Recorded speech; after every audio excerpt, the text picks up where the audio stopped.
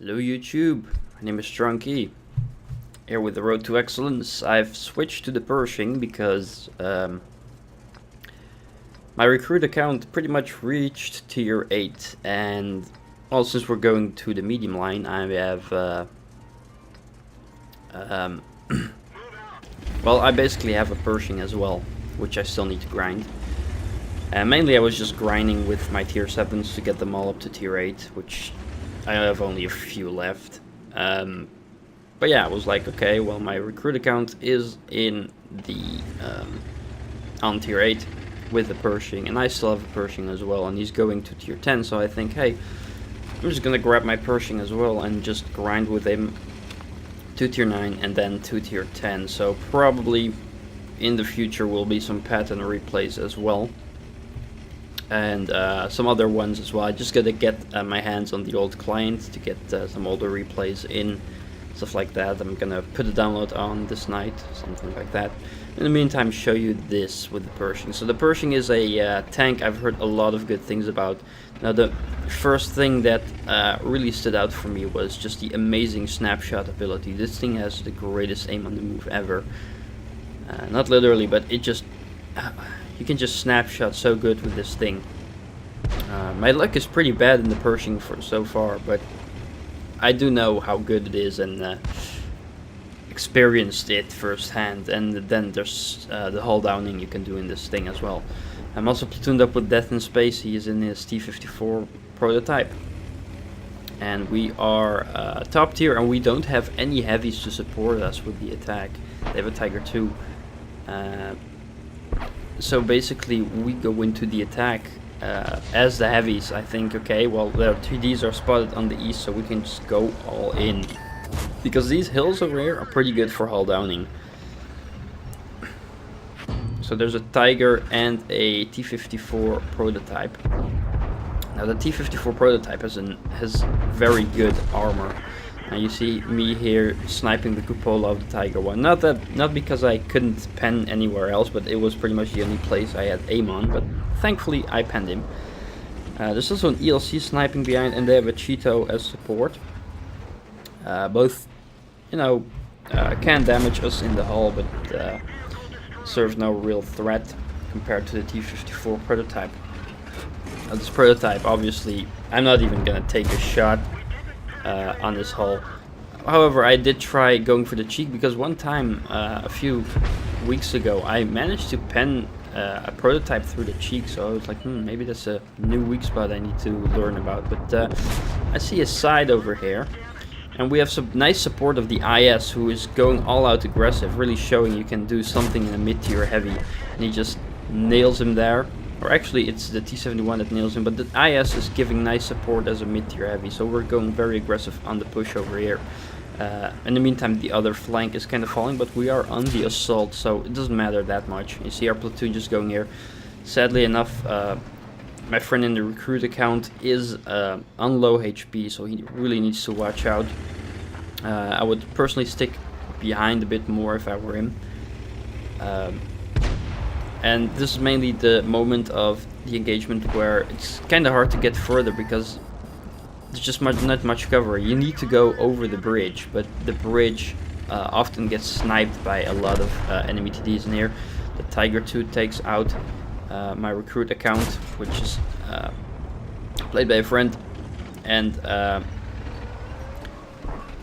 let's see, Tiger 2 is up there, and I'm basically afraid to go further into the attack because they have TDs, a Verdant and an ISU 152, and those are two tanks you don't want to get hit by. But I see the IS and the T-71 are not getting shot at any moment.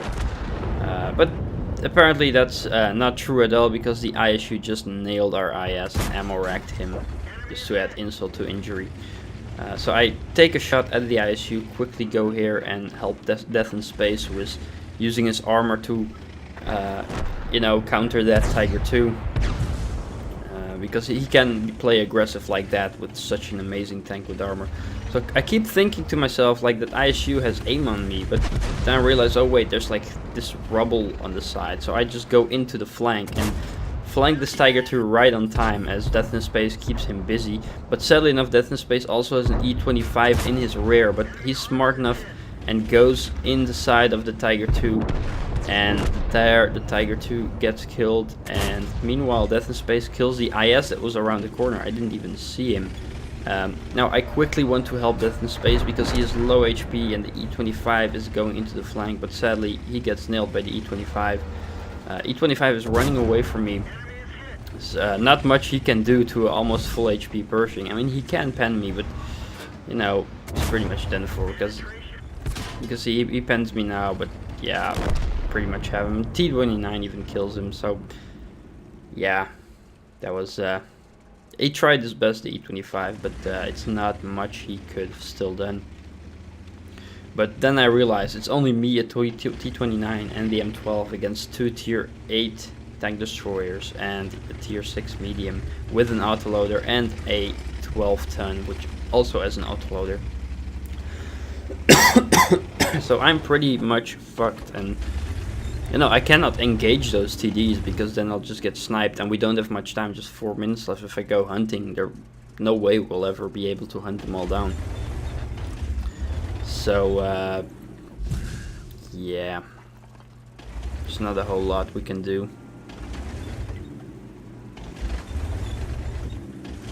12 ton is coming in from behind to take out our artillery. But thankfully, I think our T29 will be able to help the 12 ton, will he? Well, apparently not. Apparently not. Apparently the T29 is a blind bat. Now I don't want to get out of cover, because if I get out of cover I'll get spotted and I'll surely catch a 152mm shell. And the same goes over here. I want to shoot the Skoda, but if I pop out, I'm sure to get the ISU shell in my tank, and that'll just screw up my match. So I just try to stay in the cab, but they keep on resetting that T29, and you know, that T29 barely has any cover, I think. Yeah, I mean, the wreck of the IS. So yeah, at this moment I know I'm pretty much fucked, and I need to be very lucky to outcap this, but 12 ton in my rear, Skoda T50, those are two autoloaders, so yeah, hits me in the track, even damages my gun. I repair, but I do manage to actually bounce a couple of shots and take out the Skoda.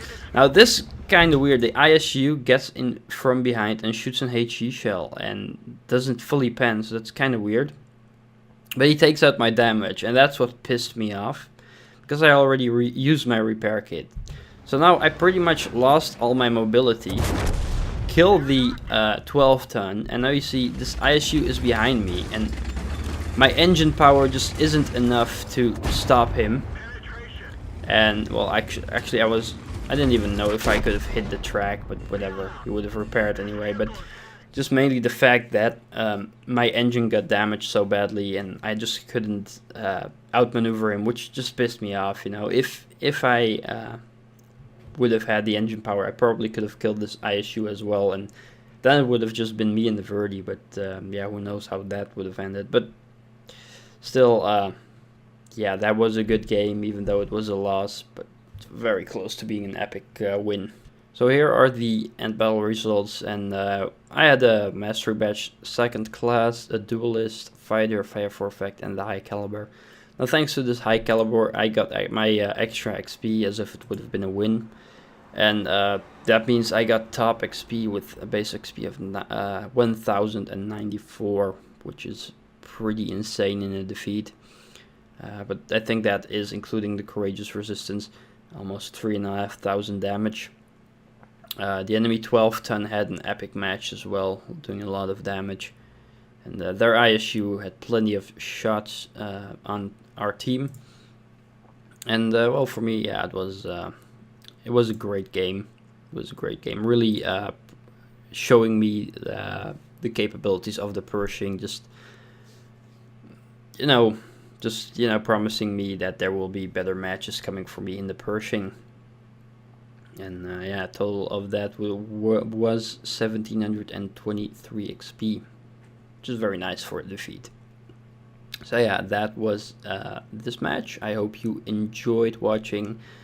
My name is Strungy, and I will see you next time. Goodbye.